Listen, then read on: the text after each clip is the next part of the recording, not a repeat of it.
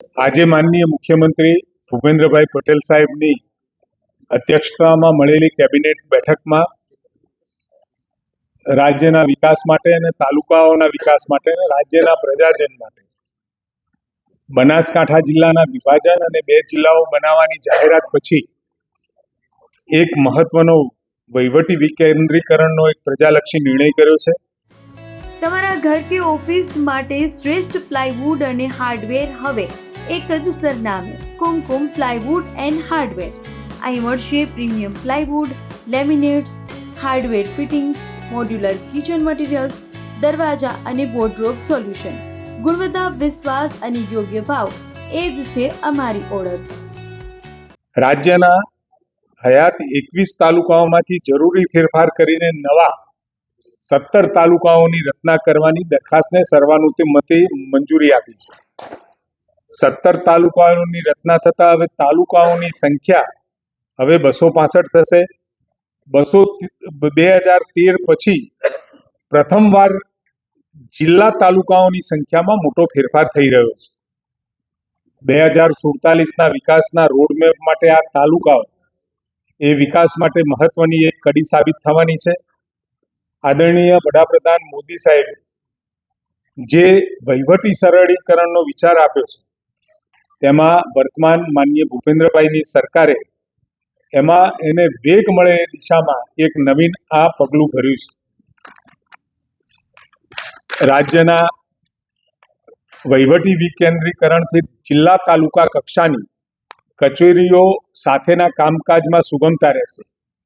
નવા તાલુકા મથક નજીકમાં મળવાથી સામાજિક, આર્થિક, આરોગ્ય અને શૈક્ષણિક સહિતની સર્વગ્રાહી સુવિધાઓમાં વધારો થાય તેમજ અંતરિયાળ ગામોમાંથી તાલુકા મથકે આવવા જવાના સમયમાંથી સમય, શક્તિ અને નાણાંનો વ્યય પણ અટકશે।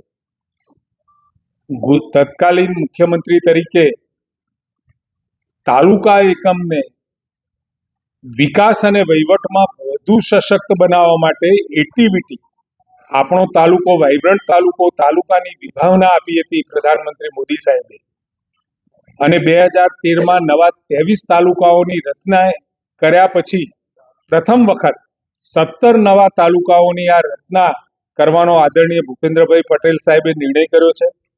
નવા 17 તાલુકાઓની રચના થવાથી હાલના 51 વિકાસશીલ તાલુકાઓની સંખ્યામાં 10 તાલુકાઓનો વધારો થશે, જેના થકી વિકાસશીલ તાલુકાઓને મળતી ગ્રાન્ટનો લાભ મળશે। નવા તાલુકાઓની રચના અંગેનું વિધિવત જાહેરનામું આપણે ટૂંકમાં પ્રસિદ્ધ કરીશું। નવા જિલ્લા અને તાલુકાઓનું નવીન વહીવટી માળખું ઊભું કરવા સાથે વિવિધ વિકાસના કામો મળતી ગ્રાન્ટમાં પણ વધારો થશે। તમારી પાસે મારી પાસે કેવી રીતે તાલુકાઓની રચના કરી છે એ વિગતવાર હું તમને આપીશ, પરંતુ એક વખતે આપ સૌને પણ એક મૌખિક પણ જાણ મળે એના માટે જે હાલમાં મહીસાગર અને પંચમહાલ જિલ્લો છે એમાં સંતરામપુર અને શહેરા તાલુકામાંથી ગોધર નવીન તાલુકાનું આપણે રચના કરીએ છીએ ને ગોધર એનું સૂચિત મુખ્ય મથક રહેશે। લુણાવાડામાં કોઠંબા નવી તાલુકા પંચાયતની રચના કરીએ છીએ અને કોઠંબા એનું મુખ્ય મથક રહેશે। નર્મદામાંથી ડેડિયાપાડા અને ડેડિયાપાડામાંથી ચીકદા નવીન તાલુકા પંચાયત અને એનું મુખ્ય સ્થળ ચીકદા રહેશે। વલસાડમાં વાપી ગ્રામ્ય, કપરાડા અને પારડી અને નવીન તાલુકાઓની રચના એમાં નાના પોઢા અને નાના પોઢા મુખ્ય તાલુકા મથક રહેશે। બનાસકાંઠામાં થરાદમાંથી રાહ નવો તાલુકો અને રાહ મુકામે નવું એનું સૂચિત તાલુકા મથક રહેશે। વાવમાંથી ધરણીધર અને એનું મુખ્ય સૂચિત તાલુકા પંચાયત સ્થળ એ ઢીમા મુકામે રહેશે। કાંકરેજ ઓગળ તાલુકાના નામે અને થરા એનું મુખ્ય મથક રહેશે।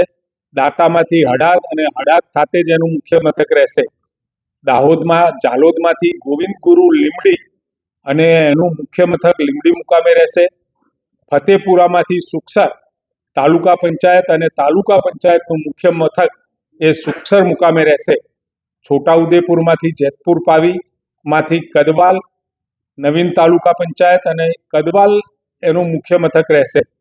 ખેડામાંથી કપડવંજ અને કઠલાલમાંથી ફાગવેલ તાલુકા પંચાયતની નવીન રચના કરવામાં આવી છે, જેમાંથી કાપડી વાવ ચીખલોડ મુકામે એનું મુખ્ય મથક રહેશે. અરવલ્લીમાંથી ભિલોડામાંથી શામળાજી નવી તાલુકા પંચાયત તાલુકા મથક શામળાજી રહેશે. બાયડમાંથી સાઠંબા અને સાઠંબા ખાતે એનું મુખ્ય મથક રહેશે. તાપીમાં સોનગઢમાંથી ઉકાઈ નવીન તાલુકો અને એ તાલુકાનું મુખ્ય મથક ઉકાઈ મુકામે રહેશે. સુરતમાં માંડવીમાંથી અરેઠ એનું મુખ્ય મથક રહેશે. મહુવામાંથી અંબિકા નવીન તાલુકાનું નામ અને વલવાડા એનું મુખ્ય મથક રહેશે. આમ નવીન 17 તાલુકાઓ બનતા આ વિકાસની પ્રક્રિયાને વેગ અને સાથે સાથે લોકોને જવા આવવાનો સમય પણ બચશે, નાણાંનો વ્યય બચશે અને વિકાસના વેગને ખૂબ મોટું એવું પરિબળ પૂરો પાડતો આ એક નિર્ણય આદરણીય ભૂપેન્દ્રભાઈ પટેલ સાહેબે લીધો છે.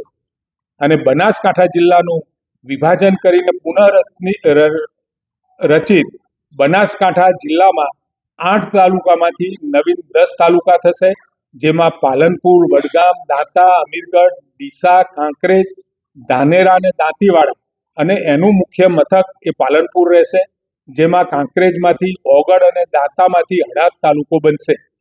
સૂચિત વાવ થરાદ જિલ્લો 6 તાલુકામાંથી 8 તાલુકા થશે, જેનું મુખ્ય મથક થરાદ મુકામે રહેશે, જેમાં દિયોદર, લાખણી, થરાદ, વાવ, સુઈગામ, ભાભર અને મુખ્ય મથક થરાદની રચનાને મંજૂરી આપી છે અને થરાદમાંથી રાહ અને વાવોમાંથી ધરણીધર તાલુકો બનશે. ઘર હોય કે ઓફિસ, હવે ફર્નિચર માટેનો પરફેક્ટ સોલ્યુશન ગ્રીકો પ્લાસ્ટ યુપીવીસી ફર્નિચર.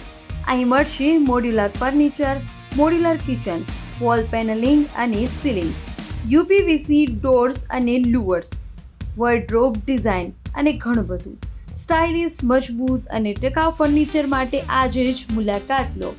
ગ્રીકો પીવીસી હબ, ગાંધીનગર.